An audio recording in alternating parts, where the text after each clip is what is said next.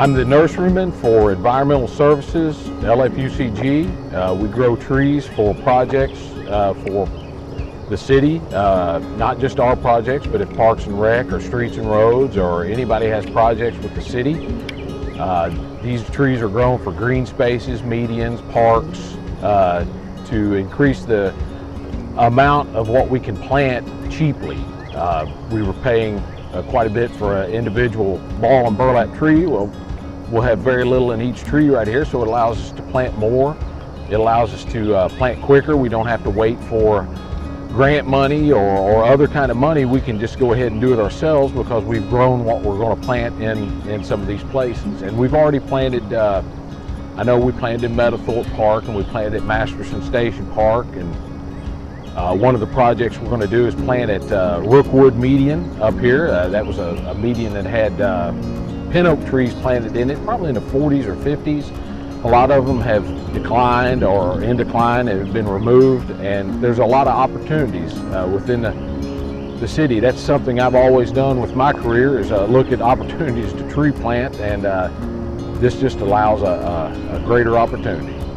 And we had trees donated from the Kentucky Division of Forestry. We had trees donated from myself, some of my personal trees, some of the beech trees behind us here I donated. But some other people donated some trees, and one of the local nurseries here donated some trees to us, which really increased the amount quickly on what we were going to plant. We mow it once a week. We do not use any insecticide. We use very little herbicide, but we want it to be presentable, but we also want to keep it viable for educational opportunities. We want the public to be able to come out here with appointment and take a look at what we're doing and enjoy it almost as an arboretum also, not just a nursery, but use it as a little bit of everything that we can. We have a lot of oak. Bur oak is our tree for our county now. That was voted as our focus tree, which we grow a lot of those. Love bur oak, but we also want to grow things like chinkapin oak, some of these underused species.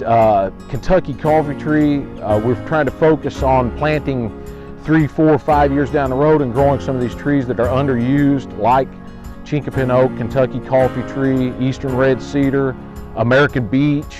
We're trying to get to trees that have long-term survivability in an urban setting, so that's what we're planting here. We grow trees not just for outplanting as a nursery setting, but also as trees of interest. The Florida Yew, we had 3 of those donated by, I think, the Atlanta Botanical Society donated that to us. It is, if not the most, one of the most endangered tree species in North America.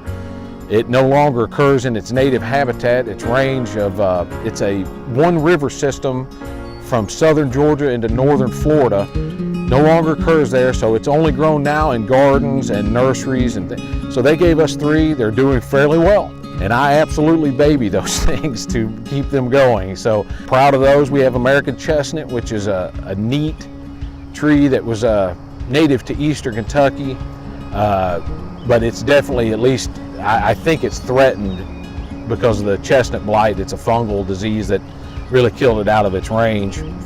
You still find it in its native range, but it knocks it back a whole lot. But we have a lot of those here. I'm interested to see how they're going to do. They're doing well now, so we'll see what they do.